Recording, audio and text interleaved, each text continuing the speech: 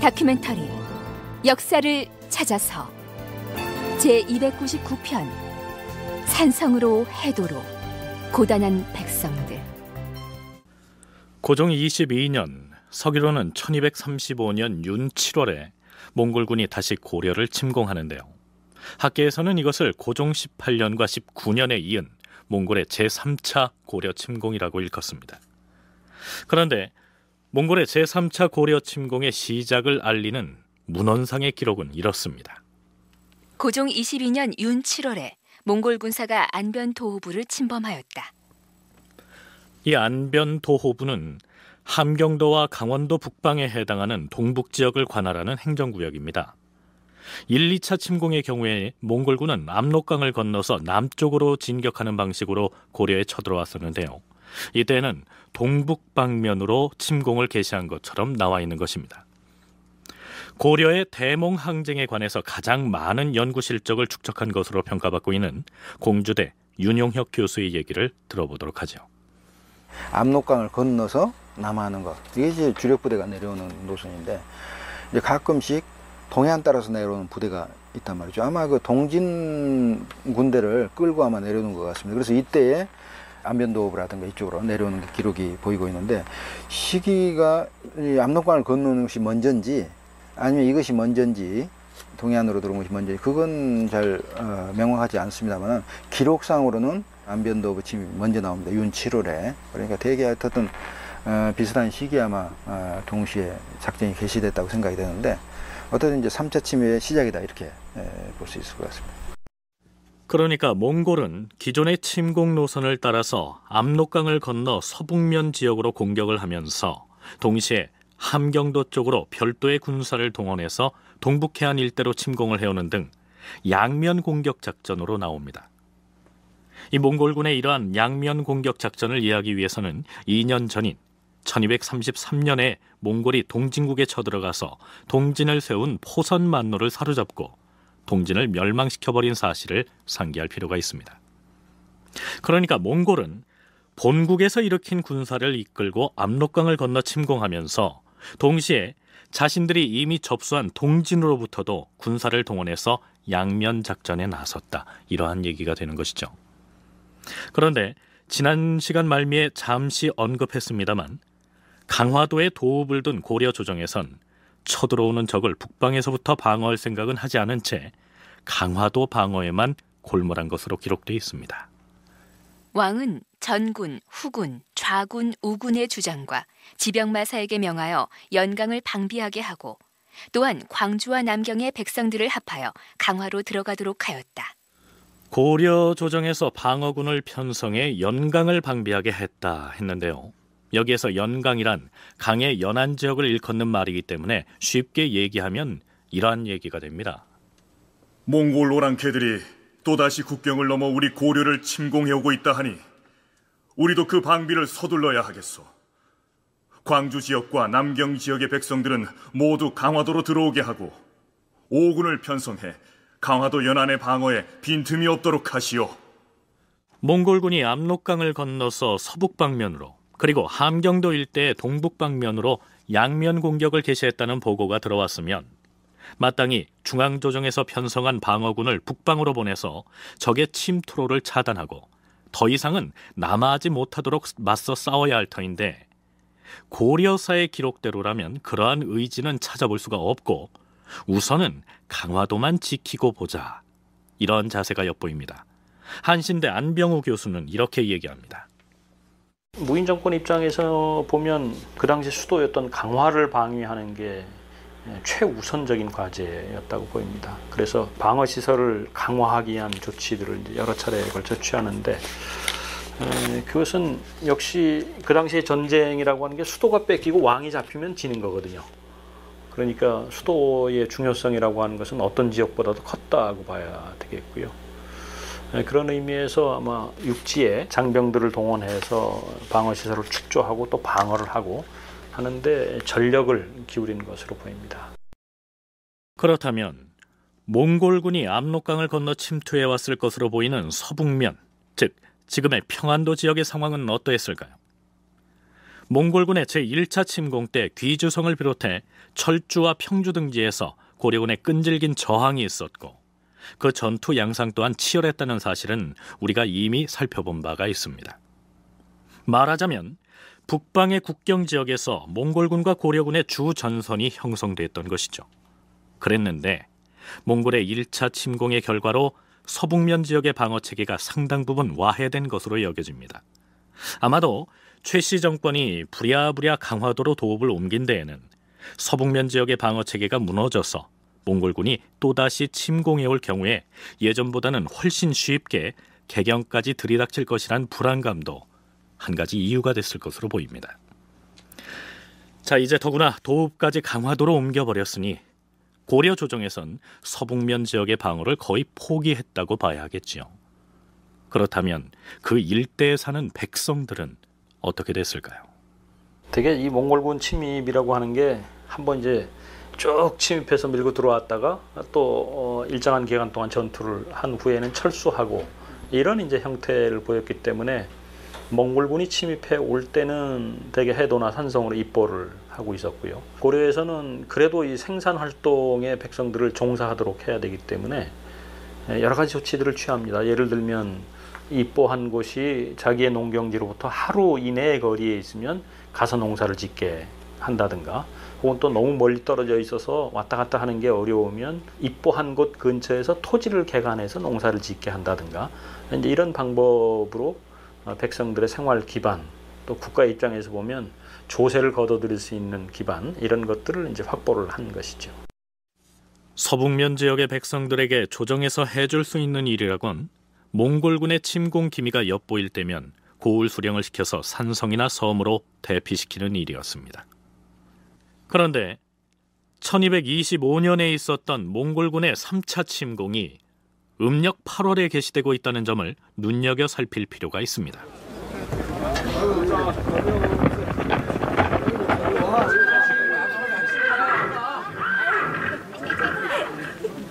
백성들은 들으라! 지금 몽골 오랑캐들이 압록강을 건너 남쪽으로 쳐내려오고 있다.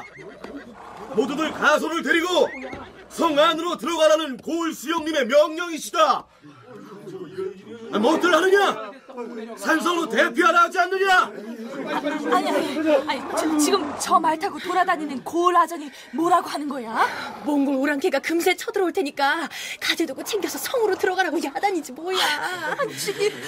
우리 집 조부 조모님은 바다 한가운데 섬에 가 계시는데 그런 사람은 산성 대신에 가족이 있는 섬으로 가면 되겠지.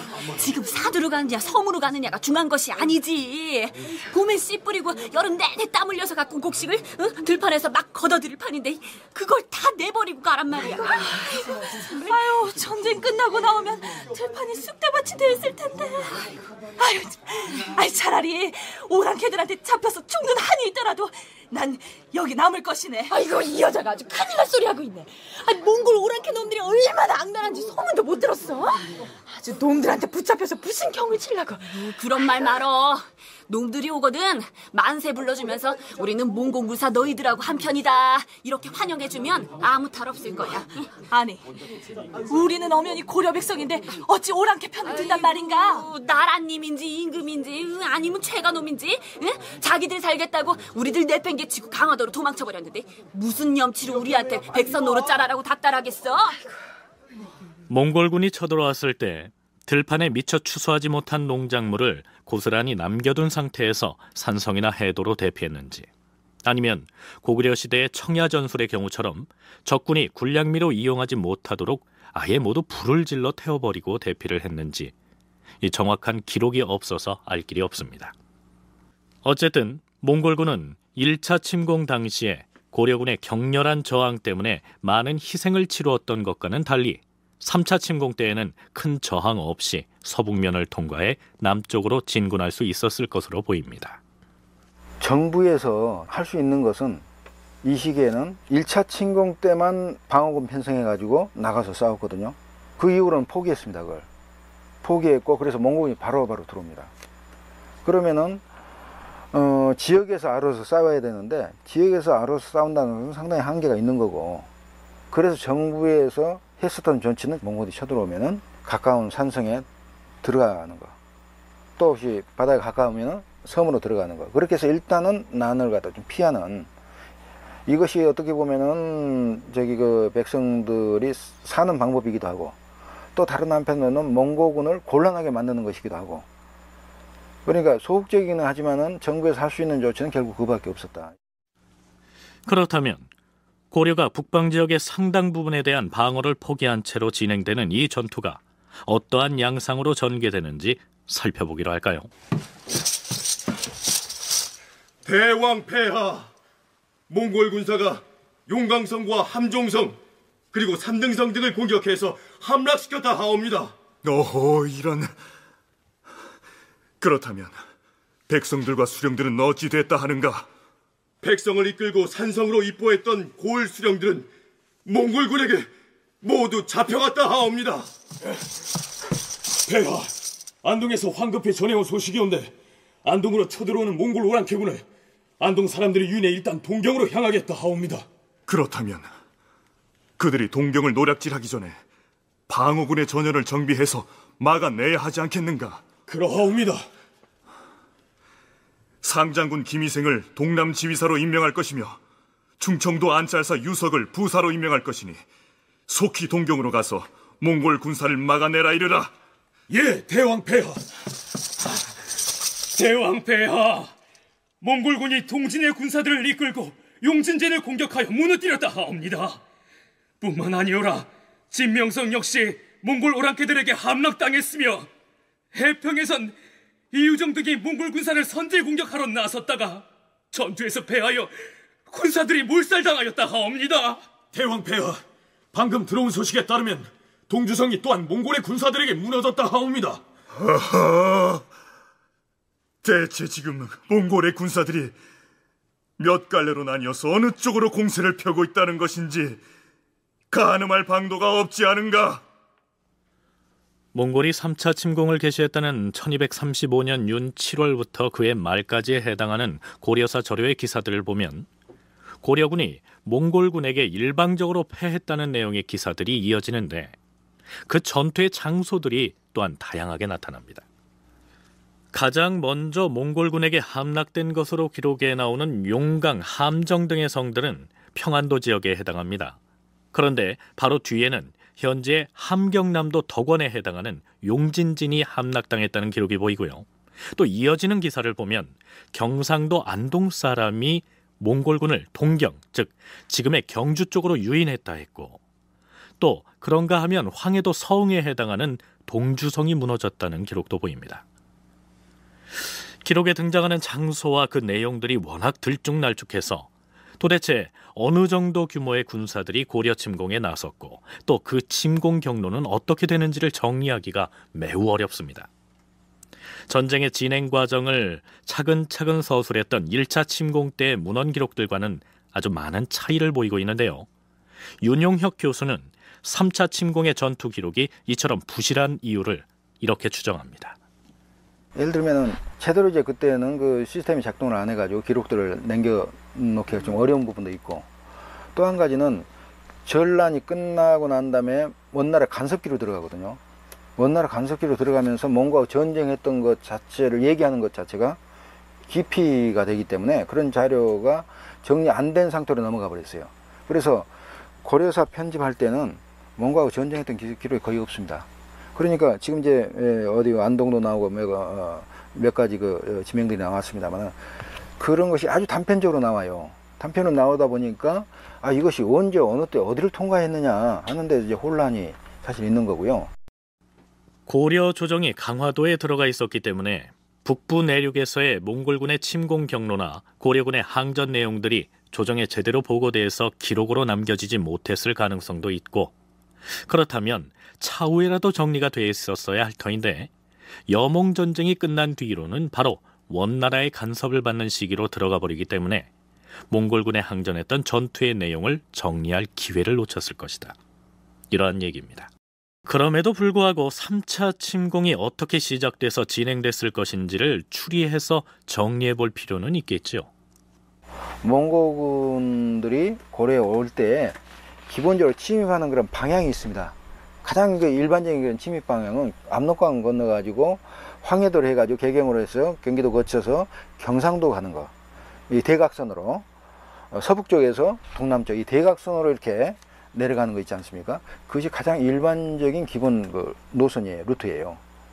그렇게 하면서 거기서 조금씩 가지쳐 가지고 주변 지역을 치는 이제 큰 축은 이제 그렇게 나가기 때문에 우리가 이제 그런 걸 이제 염두에다 두고 전체를 이제 봐야 될 것 같은데, 지금 이 3차 침입 때도 보면은 몇 군데 지명이 나옵니다만 기본 축은 뭐 거기에 일치하고 있습니다. 자, 이렇게 대각선으로 진격해 가다 보니 안동 혹은 지금의 경주에 해당하는 동경이 등장한 것입니다.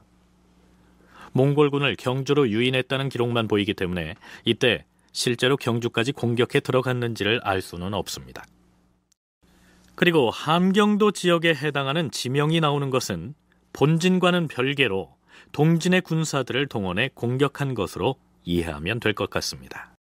고종 22년 윤 7월에 몽골군의 3차 침공이 시작됐는데 이후 두어 달 동안은 몽골군이 어디를 함락했다는 등 바꿔 말해서 고려군의 패전의 내용들만이 눈에 띕니다. 그런데 그해 10월 최공! 드디어 별초군의 승전보가 날아왔습니다. 내가 보낸 도방의 야별초가 몽골군을 무찔렀단 말이냐?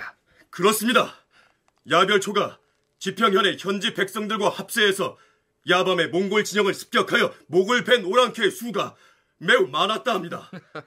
그리고 야별초 도령 이유정이 몽골군으로부터 빼앗은 말과 노새를 선물로 보내왔습니다.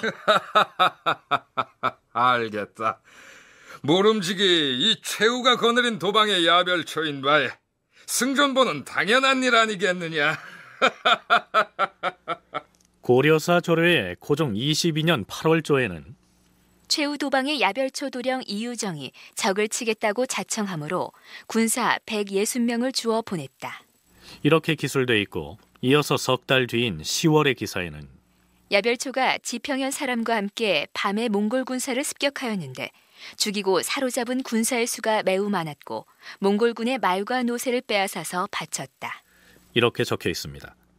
흥미로운 것은 고려의 야별초군이 몽골군을 야간에 기습작전을 벌여서 승리를 거둔 것으로 나오는데요. 이들이 야간 작전의 특기를 발휘한 데에는 그럴 만한 이유가 있습니다. 이 야별초의 야자가 바로 밤야자인 것입니다. 야별초의 탄생 배경과 성격을 윤용혁, 안병우 두 교수로부터 차례로 들어보기로 하죠. 근데 처음에 이제 야별초 만드는 이유는 치안 유지하기 위한 것이죠.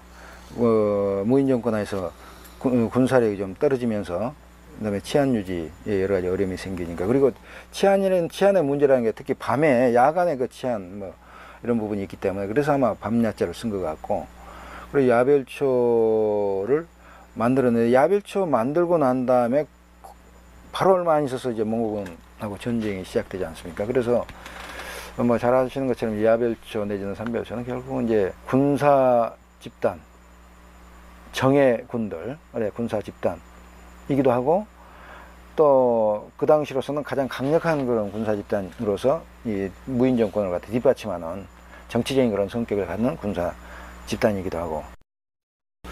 이 최후가 나라 안에 도둑이 많은 것을 근심해서 용사를 모아가지고 매일 밤 순행하면서 횡포를 막게 했다. 그래서 이름을 이제 야별초라고 붙였다는 것입니다. 이제 도적이 여러 도에서 일어났기 때문에 이 별초를 나누어서 보내가지고 잡게 했다. 그런 이제 기록이 있고요. 근데 이때 여기서 얘기하는 도적이라고 하는 것은 대개 농민봉기군이라고 보입니다. 그런데 이 야별초의 숫자가 점점 많아져가지고 이 야별초를 좌우로 나누어서 좌별초, 우별초 이렇게 삼은 것이죠. 그리고 여기에 이제 신의군이라고 하는 게 더해서 이른바 삼별초가 되는 것입니다. 그러니까 지금의 경기도 양평군 지제면에 해당하는 지평면에 파견돼서 야간 전투를 벌여서 몽골군을 무찌르고 공을 세운 그 야별초는 최후가 파견한 특수부대였다고 보면 될 것 같습니다. 이번엔 고려사 열전편에 올라 있는 최후의 사치스러운 행각을 묘사한 부분을 살펴보도록 하겠습니다.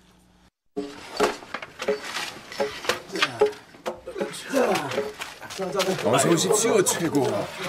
그래, 공사는 차질 없이 잘 진행되고 있느냐? 그렇습니다, 최고. 오늘 오전에 개경으로부터 기둥으로 쓸 제목들이 모두 도착하였습니다. 구원에 소나무하고 잣나무를 옮겨다 심으라 했는데 어찌 되어가고 있는 것이냐? 예, 후원의 심을 마땅한 나무들을 육지에서 구해서 지금 배로 운송 중인데 날씨가 추워서 애로가 많습니다. 최고 권력자인 최우의 개인 저택을 짓는 공사에 얽힌 내용입니다. 최우는 자택을 신축하면서 군사들을 동원하여 옛 서울인 개경으로부터 제목을 운송했고 또한 소나무와 잣나무를 많이 가져다가 후원에 이식하였다. 이런 물자들을 모두 배로 수송하였는데 그 과정에서 물에 빠져 죽는 사람이 많았다. 월림, 즉 집터에 딸린 숲은 그 너비가 수십 리나 되었다. 자, 이때는 바야흐로 고려가 몽골군으로부터 침략을 당해 나라의 명운이 걸린 전쟁을 벌이고 있던 급박한 시기였는데요. 당대 고려 조정의 최고 실권자였던 최우의 이러한 행동은 선뜻 이해하기가 어렵습니다. 최우에 대한 부정적인 측면을 드러내는 고려사 열전의 기사는 계속 이어집니다. 또한 최우는 서쪽의 산에 백성을 동원하여 사적으로 얼음 저장고를 만들었으므로 백성들이 심히 괴로워하고 싫어하였다. 또한 최우는 수일이 걸릴 정도로 멀리 떨어져 있는 안양산에 자신의 문객인 장군 박승분을 보내서 잣나무를 캐다가 후원에 심게 하였는데 때는 엄동설한이라 일꾼 가운데서 얼어 죽는 사람이 생겼으며 연도에 살던 고을의 백성들 중에는 아예 집을 버리고 산으로 도피한 자가 있었다. 어떤 사람이 승평문에다 다음과 같은 내용의 방을 써붙였다. 사람과 잣나무 중에서 대체 무엇이 더 소중하단 말인가? 그 뒤로도 최우가 시종 최종준의 집을 지어주면서 길 가는 사람의 우마를 강제로 탈취해 제목과 기와를 수송했다는 등의 기사가 나열돼 있습니다. 최우는 당대 고려 조정의 실질적인 최고 권력자로서 외침으로부터 나라를 지켜야 할 책임감을 국왕보다도 더 무겁게 인식하고 있었을 것 같은데요. 과연 그 시기에 그런 타막한 행태를 보였을까요? 훗날 고려사를 기록한 조선시대 학자들이 무인 독재자였던 최우의 부정적인 이미지를 강조하기 위해서 과장하고 또 왜곡해서 서술하진 않았을까요? 최충원 일가가 고려사에 보면 그 열전에 수록이 돼 있는데 모두 반역전에 수록이 돼 있죠. 이 반역전에 넣을 것인가 아니면 뭐 다른 보통 이제 양신전에 넣을 것인가 하는 것은 고려사를 편찬한 사람들의 역사적 판단이 작용을 한 것입니다. 그렇기 때문에 이제 최충원 일가가 반역자로 취급되는 것은 사실이죠. 근데 고려사를 편찬한 사람들이 없는 사실을 기록하지는 않았을 것으로 봅니다. 그것을 쓴 사람들은 당대 이름 있고 실력 있는 그런 유학자들이었고요. 그 사람들이 역사를 서술하는 태도는 있는 사실들은 쓰지만은 없는 사실을 쓰지는 않는다는 입장을 갖고 있었습니다. 비록 최충원 일가를 고려사 열전편의 반역전편에 올려놓기는 했으나 최우를 부정적으로 그리기 위해서 일부러 없는 사실을 꾸며 넣지는 않았을 것이다. 안병호 교수의 견해가 그렇습니다. 윤용혁 교수는 이렇게 설명합니다. 최씨 정권이 가지고 있는 정권의 어떤 성격하고 관계에 있는 거거든요. 이 최씨 정권의 권력은 왕을 능가하는 권력인데 이것은 사실 정당성의 명분이 없는 이제 권력이지 않습니까? 이제 그런 점에서 권력의 어떤 정당화를 갖다가 하는 방법의 하나가 예를 들면 이 권위를 갖다 계속해서 과시할 수 있는 그런 여러 가지 것들을 갖춰야 돼 있는데 이제 그런 부분이 이제 이런 주택을 갖다 호활하게 이제 만들어서 왕권과 비견할 수 있는 어떤 권력을 가지고 있다라는 걸 보여줘야 되는 거니까 그래서 이제 그런 것들이 그런 정치적인 어떤 성격 때문에 이런 호화 주택을 무리하게 하게 되는 것도 이제 그렇고. 네, 그러니까 당대의 실권자였던 최우 정도 되는 인물이면 그 정도 규모의 호화주택을 갖추고 사는 것을 당연하게 받아들였을 가능성도 있다는 얘기입니다. 그 뒤로도 최후는 왕과 신하들을 초대해서 잔치를 자주 베푸는 모습을 보이는데요.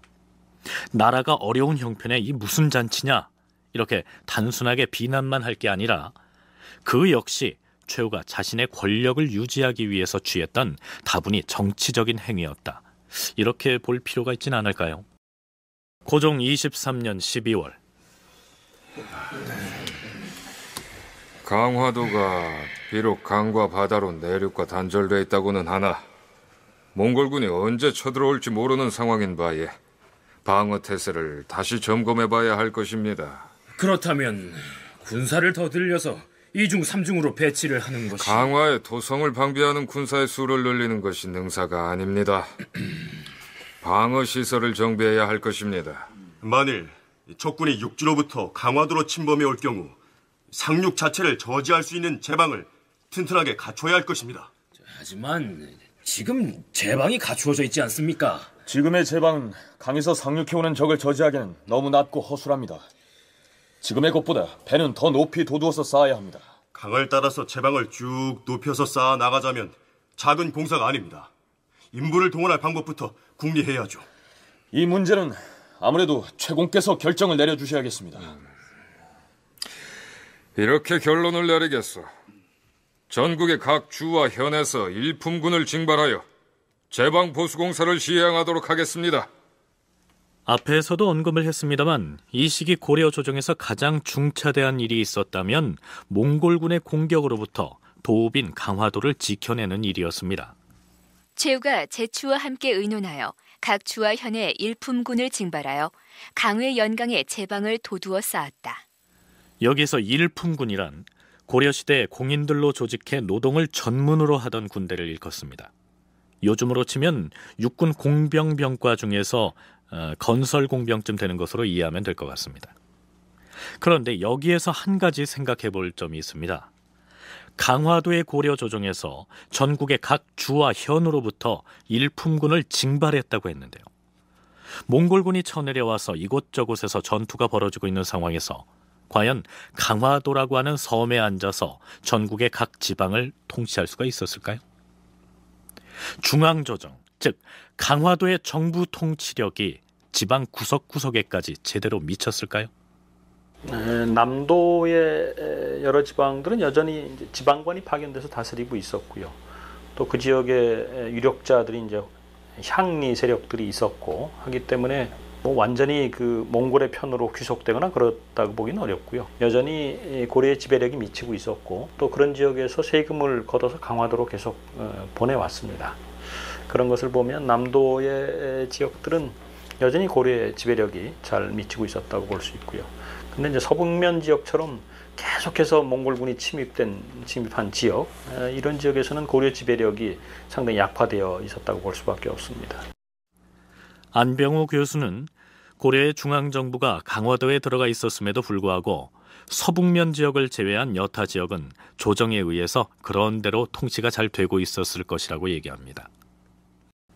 윤용혁 교수는 강화도의 고려 조정이 몽골군의 침략을 받았던 지역들까지도 지방관을 통해서 계속 다스릴 수 있었던 것은 몽골군의 전쟁 수행 방식 때문이었을 것이라고 분석합니다.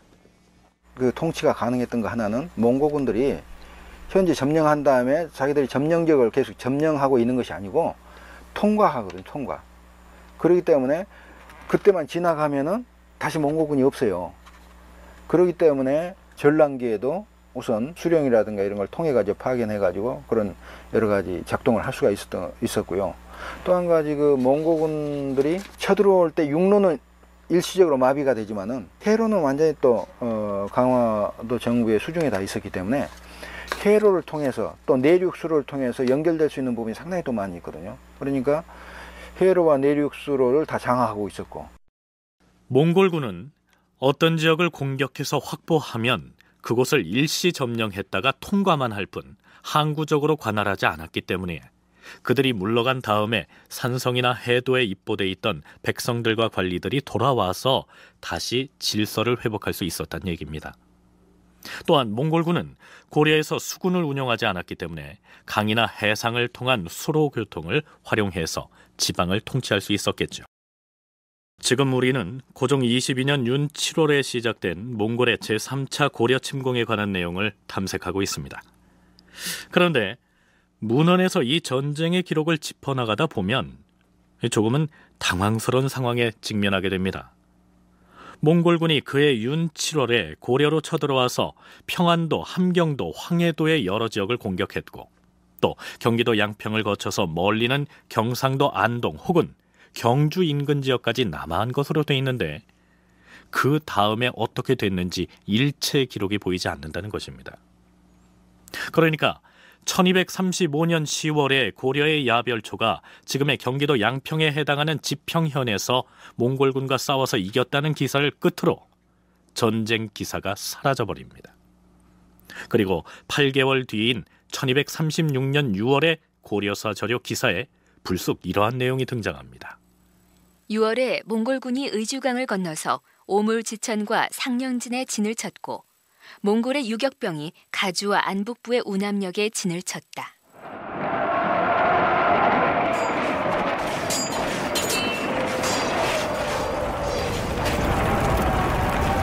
가주와 박주 두 고을 사이에는 화기가 하늘에 닿도록 치솟았다.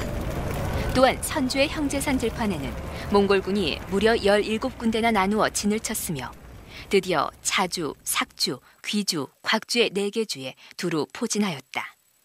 몽골군의 선봉부대는 황주에 들어갔다. 그 전해인 1235년에 침공했을 때보다 훨씬 더 큰 규모로 압록강을 건너서 고려의 서북 방면으로 쳐들어오는 모습을 서술한 기사입니다. 그렇다면 그 전해에 고려를 침공해서 멀리는 경상도 안동까지 내려갔던 그 군사들은 그 이후에 어디로 사라졌기에 8개월 뒤에 몽골군이 또다시 압록강을 건너 쳐들어왔다는 내용의 기사가 불쑥 나타나는 것일까요? 이 몽골군은 고려에 침입을 했을 때 고려의 일정한 지역을 점령해서 계속 자기들이 지배한다, 이런 전략을 갖고 침입하는 것은 아니라고 보이는 거죠.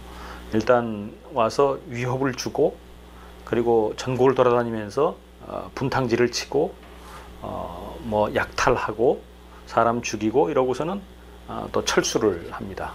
고려와 강화를 맺고 일정한 조건을 제시하고 그런 조건 하에서 타협을 한 뒤에 철수를 하는 그런 양상을 보이는 것입니다. 그것은 고려에 침입한 근본적인 목적 자체가 고려의 그 점령에 있었다기보다는 금 혹은 남송을 정벌하는 과정에서 고려를 좀 제압해 둘 필요성, 이런 전략적 필요에서 침입을 했기 때문이 아닌가 그렇게 생각을 합니다. 네, 그러니까 그 전해에 고려에 쳐들어와서 안동 인근까지 내려갔던 그 군사들은 일단 군사를 물려서 압록강을 건너서 철수를 해버렸고, 이듬해 또다시 침공해온 것으로 봐야 한다, 이러한 얘기입니다. 3차 침략 가운데서도 처음에 쳐들어왔다가 그 다음에 철수를 했다가 다시 쳐들어왔다가 다시 철수, 이게 3차례가 반복이 됩니다.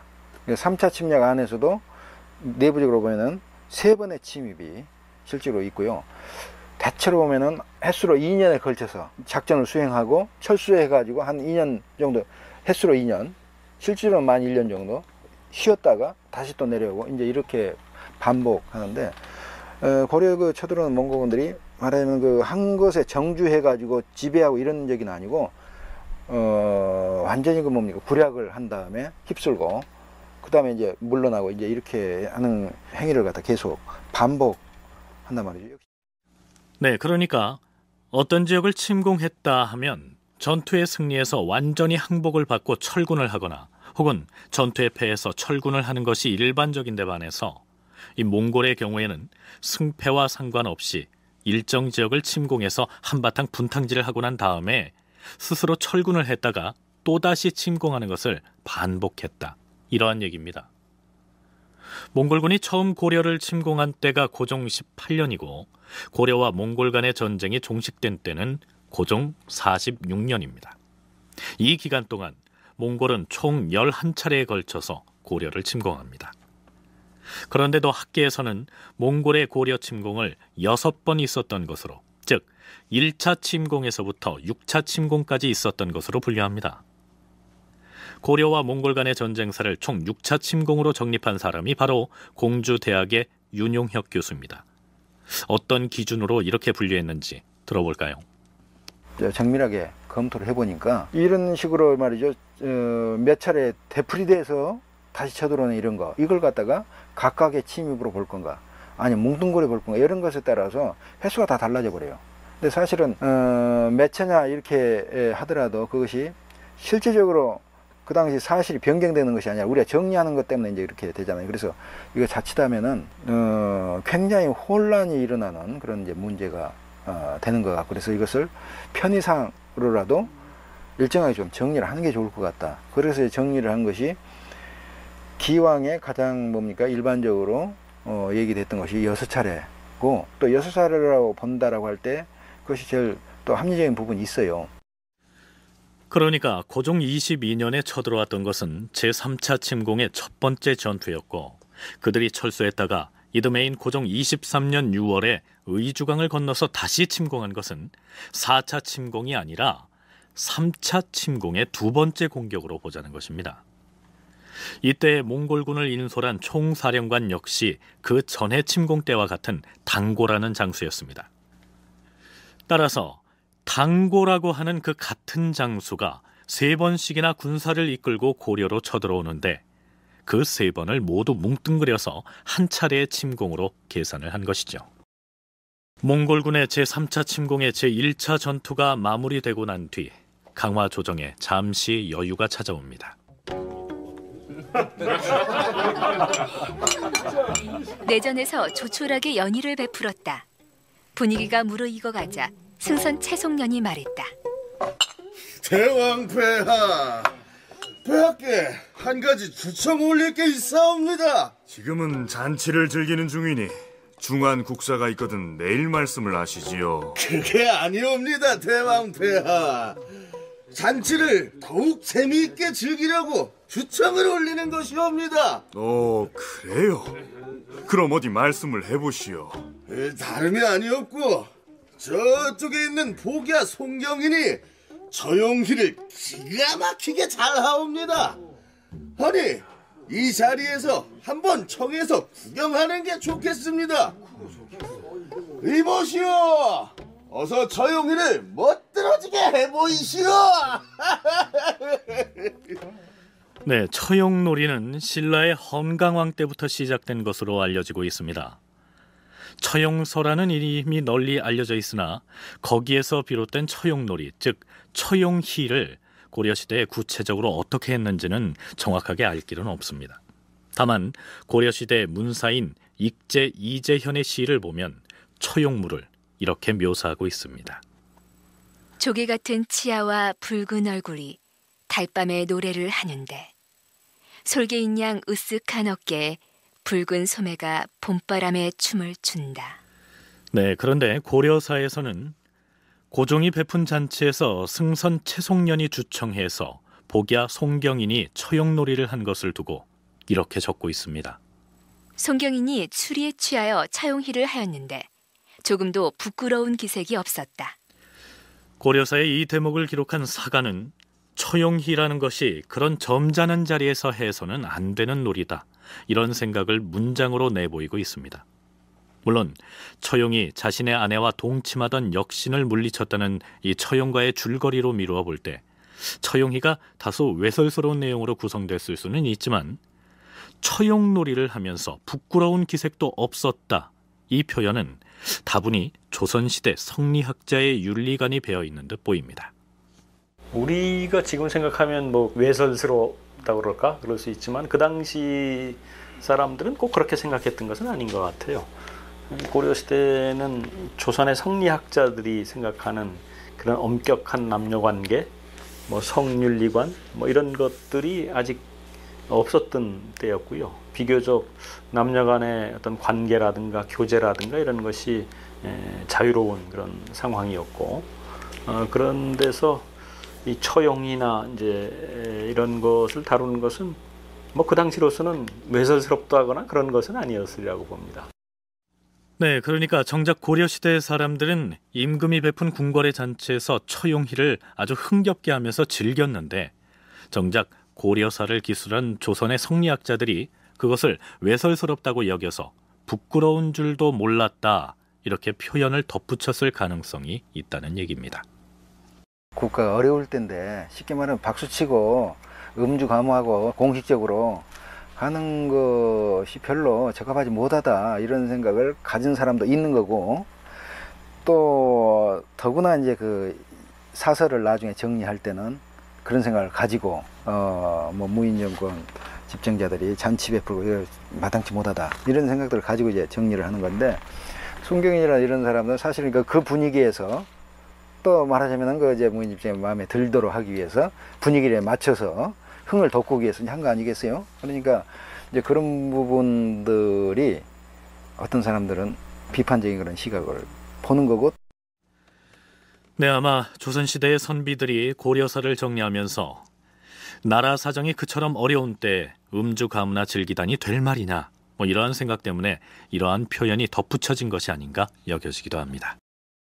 그렇다면 고종 23년 서기론 1236년에 있었던 몽골군의 제3차 침공 중 그 두 번째 전쟁이 어떻게 진행됐는지 짚어보도록 할까요? 지금 몽골군의 공격이 어디에서 어떻게 이루어지고 있는지 설명을 해보시오. 예, 최공. 지도를 보고 설명을 드리겠습니다.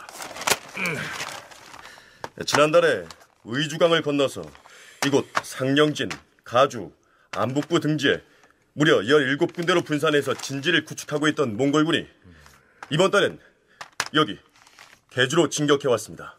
아니, 개주에선 승전보가 날아오지 않았어? 그렇습니다.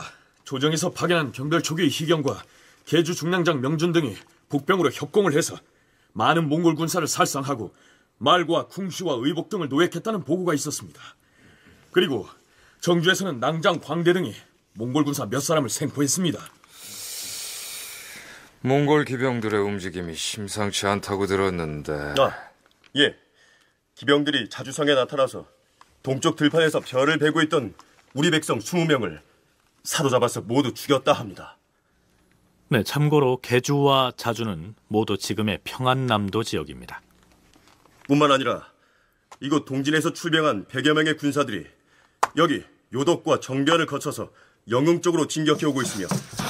큰일 났습니다. 몽골 군사들이 지금 온수군을 거쳐서 차연으로 남하하고 있으며 남경과 평택, 아주 등에도 이미 몽골군의 진지가 들어섰다고 합니다. 남경이면 코앞까지 왔군. 온수까지 내려갔다는 거야? 오랑캐들이 아주까지 진격했다는데.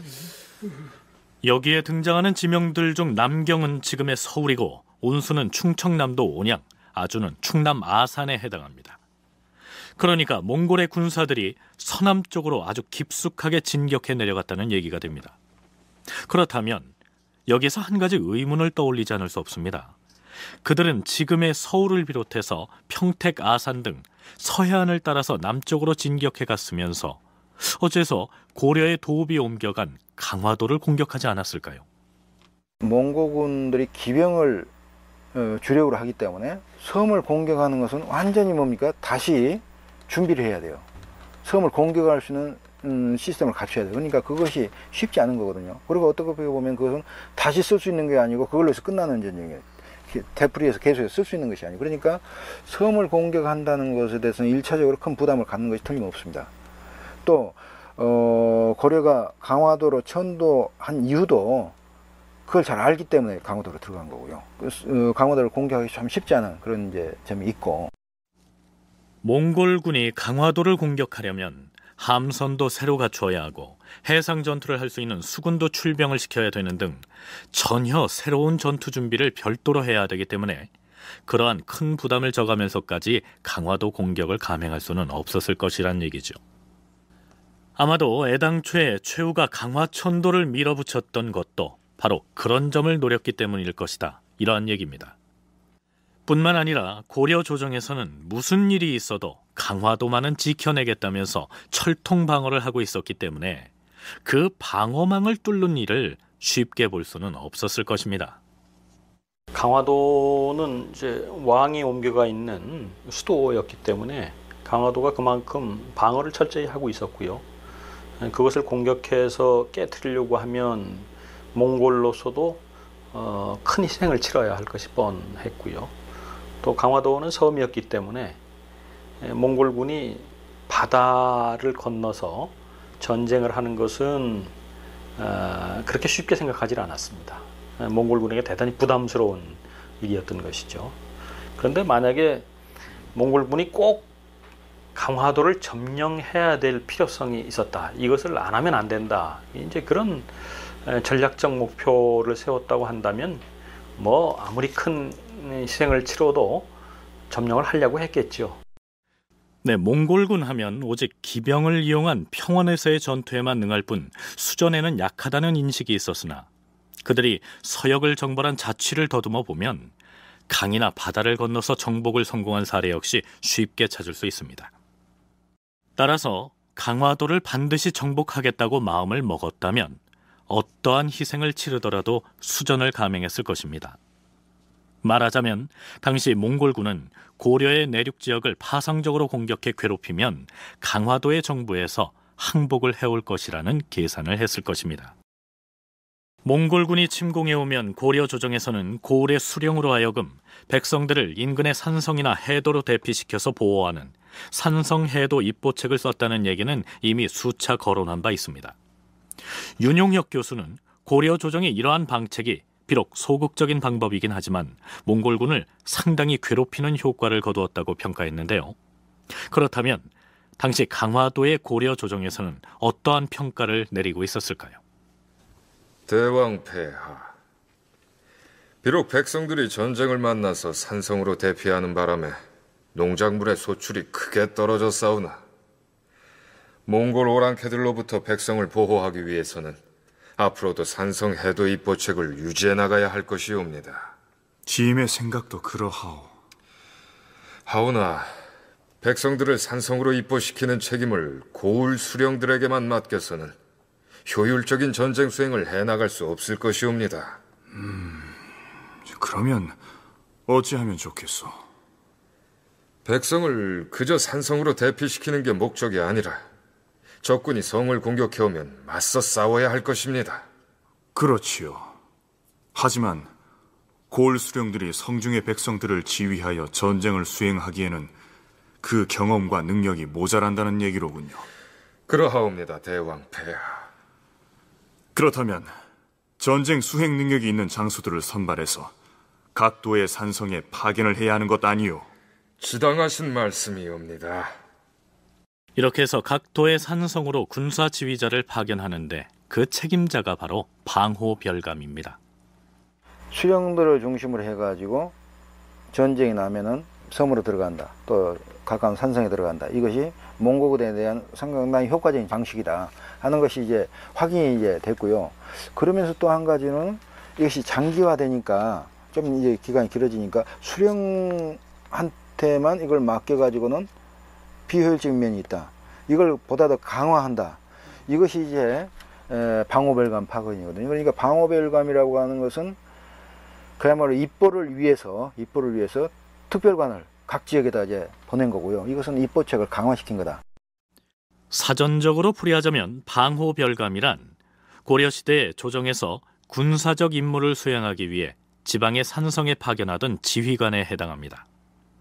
자, 그런데 왜 하필이면 그 호칭이 방호별감이었을까요?